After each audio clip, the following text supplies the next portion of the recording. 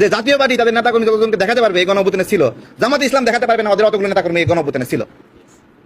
আজকে চ্যালেঞ্জ করলাম, জামাত ইসলাম দেখাতে পারবে না যে জাতীয় পার্টির সমান অবদান তারা গণঅভ্যুত্থানে রাখছে। বুঝতে পারছেন? যেমন জাতীয় পার্টিকে নিষিদ্ধ করতে হবে। নিপীড়কদের আতঙ্কের নাম হলো জামাত।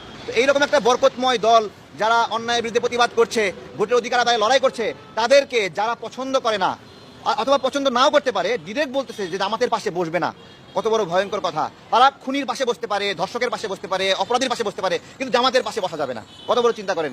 আমার বুদ্ধির বয়সে আমি জামাতকে এমন কোনো ভয়ঙ্কর অপরাধ করতে দেখি নাই যে কারণে আমি জামাতকে ঘৃণা করবো। আমরা দেখি নাই। আমরা যেটা দেখেছি সুনামগঞ্জে, সিলেটে যখন ত্রাণ বিতরণ আমি করেছি, আমার পাশাপাশি জামাতের কর্মীরা ছিল, দেখলাম আমি একদিকে করতেছি, তার একদিকে করতেছে। হিন্দু পল্লীতে কেউ ত্রাণ নিয়ে যায়নি, আমি ত্রাণ নিয়ে গিয়েছিলাম। আমি যাই দেখি জামাতের কর্মীরাও সেখানে দিচ্ছে। তাহলে এত স্বেচ্ছাসেবক, এত ভলেন্টিয়ার, তারা হিন্দু পল্লীতে গেল না সুনামগঞ্জে, সাল্লা দিরায়ে, কিন্তু আমি গেলাম, জামাতের কর্মীরা গেছে। তার মানে কি? তার মানে জামাতকে যে মৌলবাদী বলে, সাম্প্রদায়িক বলে, এটা একটা ভুল কথা। বাংলাদেশের অন্য ধর্মের সংখ্যালঘুদের বিপদে আপদে সবার আগে আগে আসছে জামাত, এবং সংখ্যালঘুদের উপর সবচেয়ে বেশি নিপীড়ন করেছে আওয়ামী লীগ। আপনি সাল্লা, দিরাই অথবা নাসিরনগর, এই যে রংপুরে সৈকত ছাত্রলীগ নেতা ডিরেক্ট আস্ত ঘর 20টা ঘর পুরাই দিছে। কত বড় ভয়ঙ্কর! ছাত্রলীগের নেতা একবার আস্ত ঘর পুরাই দিছে হিন্দুদের।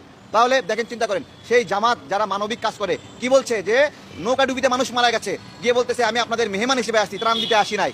মেহমানরা আসার সময় কিছু নিয়ে আসে না, আমরাও কিছু আপনাদের জন্য নিয়ে আসছি। এইরকম মানবিক কাজ যারা করে তাদেরকে যারা বলে যে তাদের পাশে বসা যাবে না, ভাই আপনি কে? আমার প্রশ্ন কি? আপনার পরিচয় কি? আপনি কোন হনু?